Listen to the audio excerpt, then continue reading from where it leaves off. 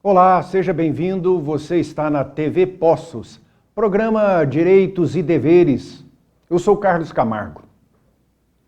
Vou passar para você aí o escritório jurídico Dr. Vanderlei de Melo, a rua Dr. Norberto Carlos Ferreira, 49, no bairro Santa Augusta, Poços de Caldas. E o telefone também está aqui, ó. 3721-7552, 3721-7552. Quem quer abrilhantar as festas, recepções, em geral, faça contato com Luciana Mello. Lindas canções em sua cerimônia de casamento, mas não precisa ser necessariamente casamento. Qualquer outra festividade quiser ser abrilhantado aí por uma excelente cantora tecladista, faça contato pelo 999-676276, 999-676276. Nosso WhatsApp, que fica à disposição dos nossos telespectadores, para nos enviar aí uma sugestão, qualquer contato, nós estamos à disposição. É o 98451-3033, 98451-3033. E por falar em WhatsApp, sempre tem aí uns telespectadores e uma telespectadora aí do ramo da enfermagem, que sempre pergunta aí como é que vai ficar o piso nacional salarial do pessoal da área da enfermagem, né? Enfermeira, técnica de enfermagem, auxiliar de enfermagem. E já expliquei aqui diversas vezes que isso já tinha sido resolvido no governo passado. E o Supremo Tribunal Federal havia suspendido o efeito dessa lei. Voltou novamente o assunto para o Congresso Nacional, composto pela Câmara Federal, pelo Senado. Resolveram aquela pendência que havia sido questionada. O presidente Jair Bolsonaro já tinha assinado. Agora, eles mantêm suspenso. Fizeram uma reunião lá no Supremo e foram votar aquela decisão chamada monocrática de um só no Supremo, que havia suspendido o efeito da lei do piso salarial da enfermagem. Aí fizeram a votação e todos concordaram. Todos não, foi 7-4. Concordaram. Então continua suspenso.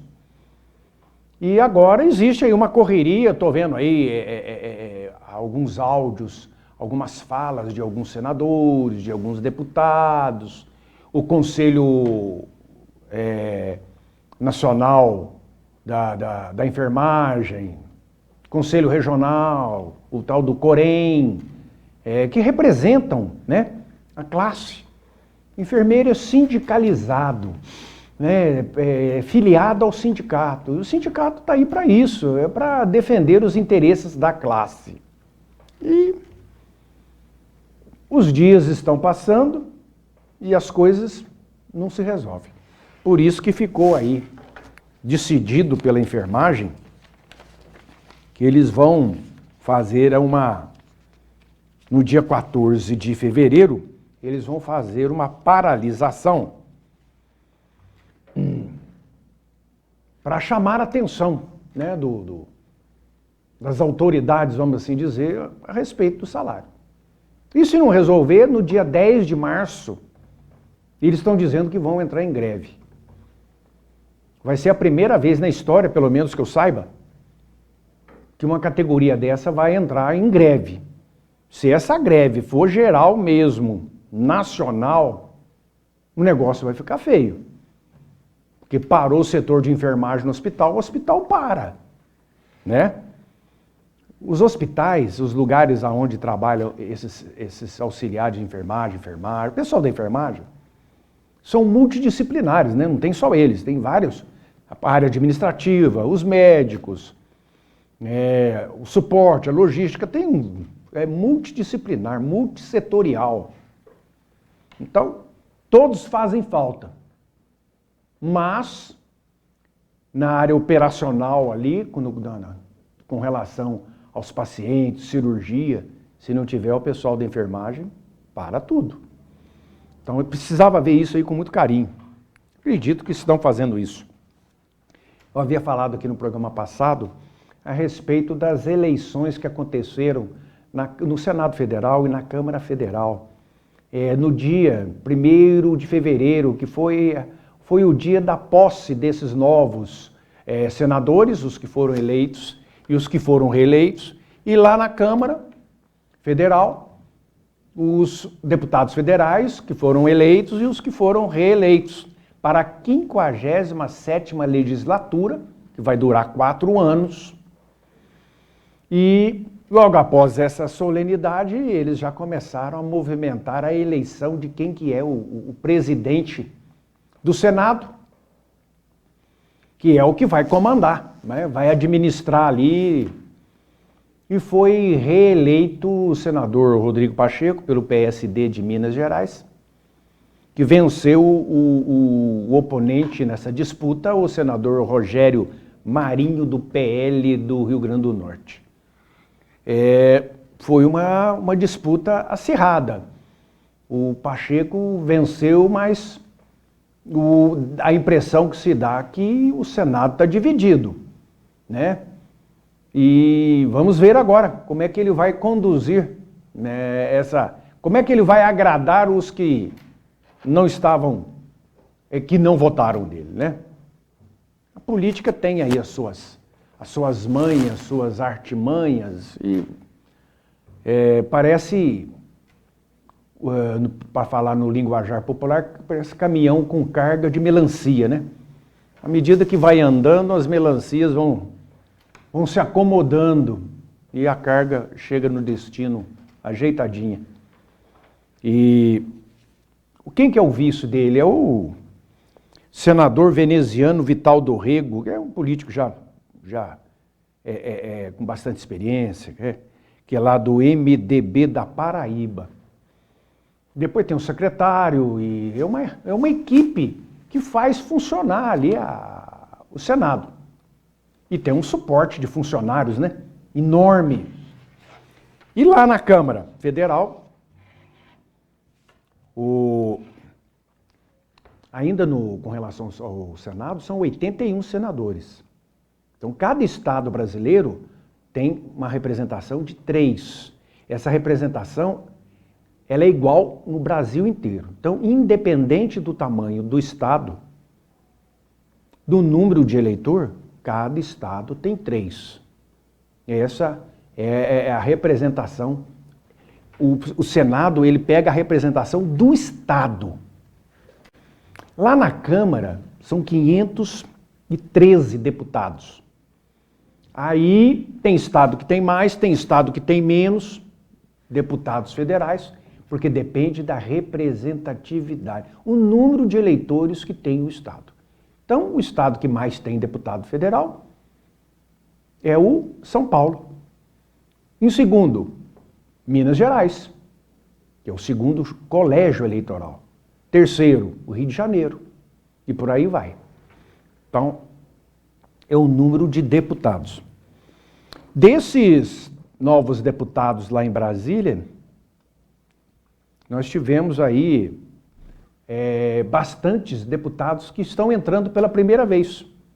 Então isso aí oxigena, é importante, né? Pessoas novas, com ideias novas, com mentalidades para poder, já vem com aquela sede de trabalhar, mostrar serviço, que é muito melhor do que os antigão, que já estão acomodados. Então, é bom que se renove, é bom que oxigene. Em matéria de política, é importantíssimo. As empresas fazem isso. Então, e foi reeleito o presidente da Câmara Federal, o Arthur Lira, que é deputado por Alagoas. Ele foi reeleito numa votação extraordinária. Foi a maior votação, foi o candidato que teve o maior número de votos na história da Câmara Federal. Maciçamente, os seus oponentes tiveram muito poucos votos. E o Arthur Lira, ele é o representante do chamado Centrão. Esse Centrão é um bloco, um grande bloco lá de deputados, que eles decidem a parada. Para onde o Centrão inclina, a coisa muda. E o Arthur Lira tem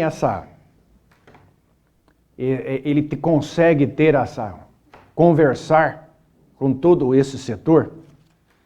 E vamos ver agora, no segundo mandato como presidente da Câmara Federal, o que o Arthur Lira vai proporcionar de bom para o país. Que tem que pensar no país, tem que ver isso aí.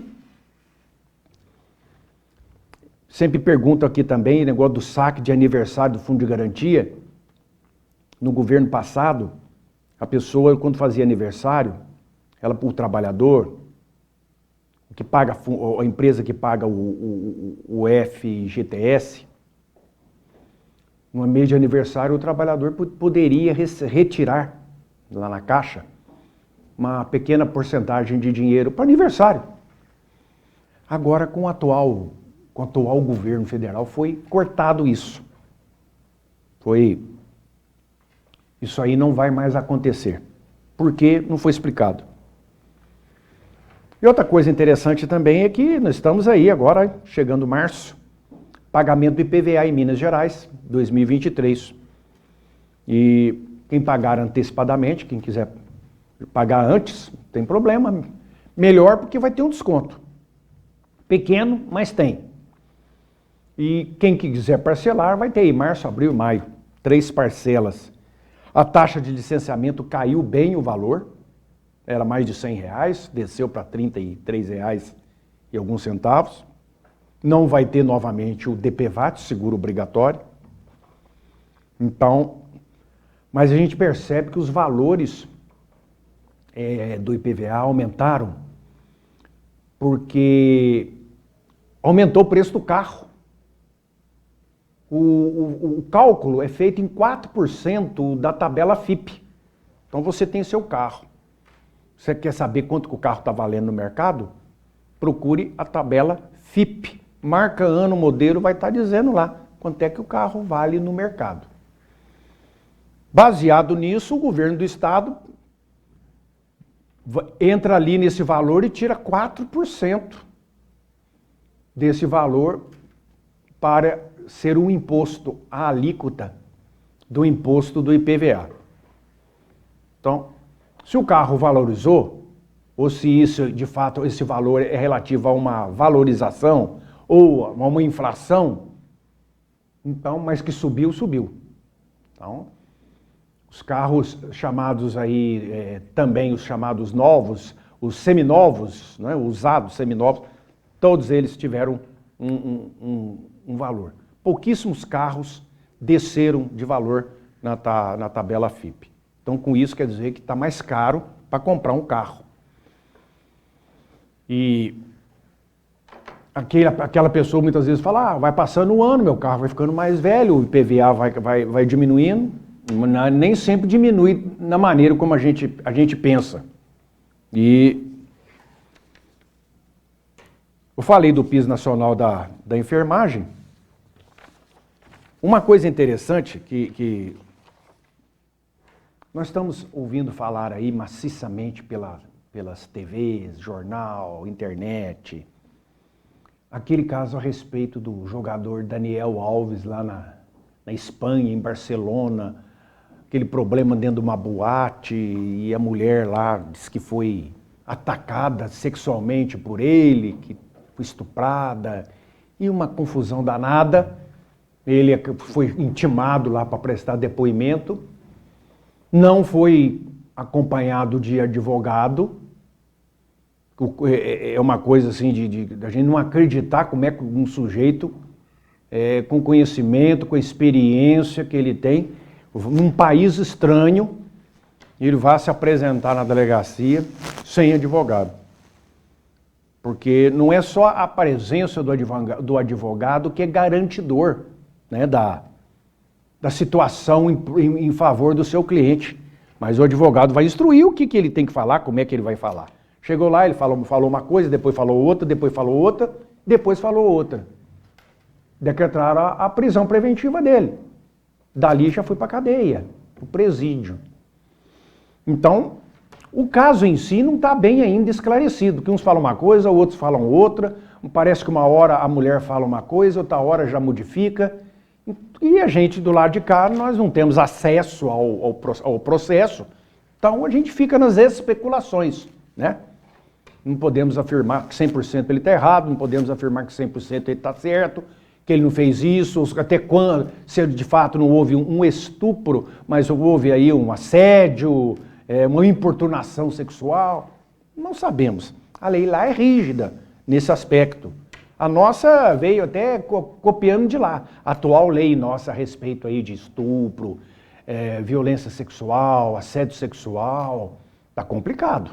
Isso aí está cada vez mais endurecendo para cima aí dos aproveitadores, dos engraçadinhos aí, que ficam molestando, perturbando mulheres aí na vida noturna, nas boates, acha que está naquele ambiente, todo mundo bebendo, e que está tudo liberado, e vão fazer o que quiser. Não é assim não. Por causa disso, uma deputada federal pelo PT, Maria do Rosário, entrou com um projeto que cria um protocolo para atender vítima de assédio ou violência sexual em casas noturnas. Projeto de lei novinho, viu? Projeto de lei 323, agora, de fevereiro, lá na Câmara Federal, que cria um protocolo para atender mulheres vítimas de violência sexual ou assédio em discotecas, casas noturnas, bares, restaurantes, ou outros espaços de lazer, shows. Tramita esse projeto na Câmara dos Deputados, vai passar pelas comissões, vai ser discutido. A chance de ser aprovado é muito grande. Esse projeto está sendo batizado com Protocolo Não é Não, que prevê os estabelecimentos deverão manter pessoal treinado para agir em caso de denúncia de violência ou assédio à mulher, inclusive para preservação de provas, e disponibilizar recursos para que a denunciante possa acionar a polícia e regressar ao lar de forma segura. Também deverão manter serviço de filmagem interna e externa, divulgar informações sobre o protocolo em local visível, com telefone para acesso imediato pelas vítimas. O estabelecimento que não implantar o protocolo ficará sujeito à multa. Então, esse projeto dessa deputada, que é o então Não é Não, que já está sendo chamado, apelidado, né? Projeto 323/23, ele é o baseado no que eu falei, na lei que rege lá na Espanha, a respeito desse assunto, que lá essa lei foi batizada de No Calen, quer dizer, não fique quieta. E esses estabelecimentos noturnos, então, em sendo aprovados, vão ter que se adequar. São câmeras para tudo quanto é lado e todo o apoio e toda a sustentação para a pessoa ter uma tranquilidade, a mulher ter uma tranquilidade ali de se divertir, ficar com quem ela quiser, se não quiser ninguém tem nada com isso. Uma coisa assim, não ser molestada, importunada ou até atacada, né? E isso é importante. Eu acho que eu gostei desse projeto, porque, infelizmente, o sujeito, quando não tem educação, se ele não vai pelo amor, ele tem que ir pela dor. Já que a gente volta.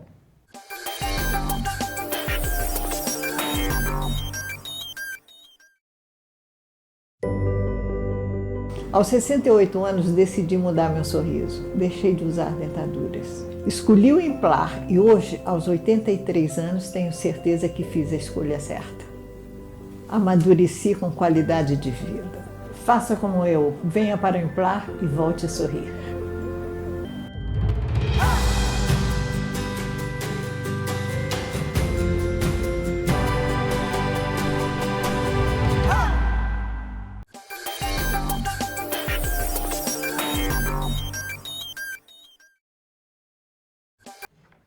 Da mesma forma que eu disse no início do programa a respeito das novas direções, né, chamadas mesa diretora, que aconteceu lá na eleição no Senado Federal, na Câmara Federal, nas Assembleias Legislativas dos Estados, também no mesmo dia, 1º de fevereiro, a posse. E já a escolha entre todos eles é a posse dos que foram eleitos, que foram reeleitos. E aqui em Minas Gerais, é que a gente fica aqui no sul de Minas e a gente acaba não tendo muita informação, né, de Minas Gerais.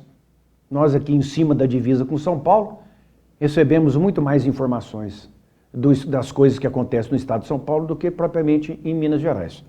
Então, em Belo Horizonte, que é a capital do estado, lá tem a Assembleia Legislativa, que é a Casa dos Deputados Estaduais, e foram eleitos os novos, né? A Minas Gerais tem 77 deputados estaduais na Assembleia Legislativa de Minas Gerais em Belo Horizonte. Desses 77, 52 foram reeleitos e 25 são novatos, marinheiros de primeira viagem. E, como nós estamos no sul de Minas, o que nos interessa são aqueles que foram eleitos ou reeleitos aqui no sul de Minas, ou até melhor ainda, em Poços de Caldas. Então, eu havia falado aqui no programa passado sobre a reeleição do deputado Mauro Tramonte, Poços Caldense. Foi o primeiro colocado na eleição, na anterior, com mais de 500 mil votos. Desta vez ele conseguiu se reeleger, não com tanto, mas com 100 mil, cento e poucos mil. Foi eleito, teve votação para quase todos os municípios, principalmente na região metropolitana de Belo Horizonte. Uma votação muito grande em Betim, Contagem, Ribeirão das Neves, e também em outras cidades, como eu disse, muitas cidades, e Poços de Caldas, a sua terra também. Isso para um deputado, que eu expliquei, é isso aí. Depois ele tem que retornar esse montante de votos na proporção que ele teve de serviços prestados para a sociedade, para os municípios, onde teve a votação. Pedidos de verba, pedidos de obra, né? Encaminhamento aí de prefeitos aos senhores secretários para pedir os anseios da coletividade, dos municípios, das prefeituras, dos prefeitos. O deputado está lá para isso, além de criar leis, né? Porque a função primeira, a primordial, de um deputado estadual é a elaboração de leis que vão conduzir, né, a vida do povo daquele estado e a fiscalização de que aquelas leis que já existem se estão sendo cumpridas, devidamente cumpridas pelo governo do estado. Então essa é a função primeira. E o segundo, eles recebem verbas, chamadas verbas que são chamadas emendas parlamentares, que eles vão encaminhar para as prefeituras, para os hospitais que estão passando por necessidade aí de caixa, obras públicas, ponte, estrada, por aí vai.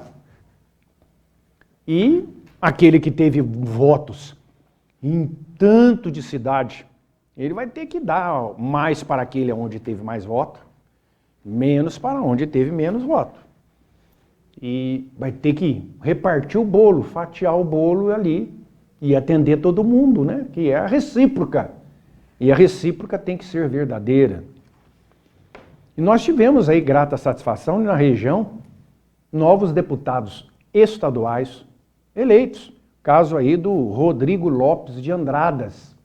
Então, Andradas se projetando aí agora, novamente na política estadual, com o Rodrigo Lopes, foi prefeito de Andradas 2 vezes, um prefeito mais novo da história, quando ele foi eleito pela primeira vez lá, com 29 anos. Uma pessoa dinâmica, fez uma excelente gestão, tanto é que candidatou a deputado e teve uma grande porcentagem de votos em Andradas e na região por ali todo. E nessa parte aqui do sul de Minas. E com isso, ele fica mais concentrado em trazer aí as suas verbas para atender aí a esses municípios. Então, de parabéns o povo de Andradas, parabéns Rodrigo Lopes, que faça uma boa gestão, né, legislativa. O Antônio Carlos Arantes é um deputado conhecidíssimo, podemos chamá-lo de antigão, né, por várias legislaturas, foi reeleito e ele é aqui da região do sul de Minas também, mas subindo um pouco ali para o lado do sudoeste de Minas, de Guaxupé, Monte Santo de Minas, São Sebastião do Paraíso, Passos, toda aquela região ali sempre foi bem votado e também com os olhos sempre voltados para a região da onde ele tem a base eleitoral. Então, o sul de Minas está ganhando com isso. Esse Antônio Carlos Arantes é lá de Jacuí, né? Conterrâneo do Geraldo Tadeu, que foi ex-prefeito de Poços de Caldas e ex-deputado federal, que continua lá em Brasília, prestando serviços lá no gabinete do presidente do Senado, Rodrigo Pacheco. Dr. Paulo de Pouso Alegre foi eleito deputado estadual, reeleito. Dr. Paulo foi vice-prefeito de Pouso Alegre na primeira gestão do Rafael Simões, fizeram uma excelente gestão, foi reconhecido. O povo votou maciçamente no Dr. Paulo, que também quem ganha com isso é Pouso Alegre. Pouso Alegre e região. E Pouso Alegre acabou ficando com um deputado estadual e um federal, que é o Rafael Simões, que também foi prefeito 2 vezes, excelente gestão. Pouso Alegre deu um impulso fantástico, favorecido pelas indústrias que procuram a cidade. A cidade nem precisa procurar indústria, a indústria procura a cidade. Entra muito dinheiro no caixa, facilita que se façam muitas obras de infraestrutura, mobilidade urbana, na área da saúde, né? Agora resolvendo um problema lá com a construção de um grande hospital na área de oncologia. Fantástica administração do Rafael Simões e o Dr. Paulo, que participou na primeira gestão. Na segunda é o Coronel Dimas, que era o vice-prefeito do Rafael Simões em Pouso Alegre, que passou a ser o atual prefeito, Coronel José Dimas Fonseca, coronel aposentado da Polícia Militar, que é natural de Pouso Alegre. E o doutor Maurício, lá de Ouro Fino, a gente fala lá de Ouro Fino, mas ele é natural de Santa Rita de Caldas. O doutor Maurício também prefeito de Ouro Fino. E foi eleito, melhor dizendo, e vai representar ali aquela região de Ouro Fino. Borda da Mata, Inconfidentes, Ouro Fino, Munhoz, Bueno Brandão, Jacutinga, por aí vai. Toda aquela região, que era até um reduto do Dalmo Ribeiro, que foi deputado por, se não me engano, aí umas 6 ou 7 legislaturas, por aí, de 5 para cima. E agora o doutor Maurício entrou na jogada e pegou aí essa parte do eleitorado que o elegeu e fez uma excelente gestão em Ouro Fino. Então, quando faz uma excelente gestão, recebe aí, né, a carta de aprovação da população e o sujeito, então, candidata e é eleito para uma nova etapa, né, agora como deputado. Também lá em Itajubá teve um deputado lá que é do PT, foi reeleito, então deputado estadual, né, então lá também não ficou sem deputado, Itajubá. E a composição da mesa da Assembleia Legislativa de Minas Gerais, falando rapidamente aqui, o presidente é o Tadeu Martins Leite, o deputado Tadeu Martins Leite, a primeira vice-presidente é a deputada Leninha do PT, e o segundo é o Duarte Bequir, que é o segundo vice-presidente, o terceiro vice-presidente é o Betinho Pinto Coelho, que é filho do Alberto Pinto Coelho, o primeiro secretário, Antônio Carlos Arantes, aquele que eu estava falando agora há pouco, o segundo secretário, o Alencar da Silveira Júnior, também conhecido, e o terceiro secretário, João Vitor Xavier.